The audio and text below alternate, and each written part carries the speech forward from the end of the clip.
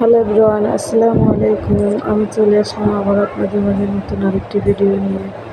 আশা করি যে যেখান থেকে আমার ভিডিওটি দেখছেন আল্লাহর রহমতে সবাই ভালো আছেন। গতকাল আমি ভিডিও ছাড়তে পারিনি, গ্রাম থেকে ঢাকা আসছি। জার্নি করে আমি অসুস্থ হয়ে গেছিলাম, তাই ভিডিও ছাড়তে পারিনি, ভালো ভিডিও বানাতে পারিনি। আজও বেশি একটা বানাইতে পারি নাই, বেশি কিছু দেখাইতে পারলাম না, সংক্ষিপ্তভাবে একটু দেখাইলাম। এই দেখুন আমার মা সেই পিঠা বানাচ্ছে, সেটা একটু আপনাদের সাথে শেয়ার করলাম। এই দেখুন হাঁসের গোশ রান্না করেছে, সেই পিঠা দিয়ে হাঁসের গোশ খাবে, বাগেরহাটের ঐতিহ্য খাবার, সেটা একটু আপনাদের সাথে শেয়ার করলাম। তারপর রান্না করছি কলমি শাক আর মাছ। তারপর রান্না করলো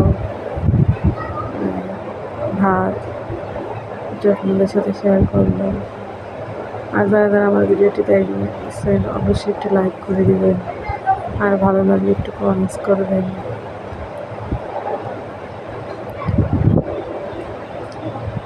তারপরে চলে আসলাম বিকালের নাস্তা, ফুচকা এনে বাসায় খাইলাম।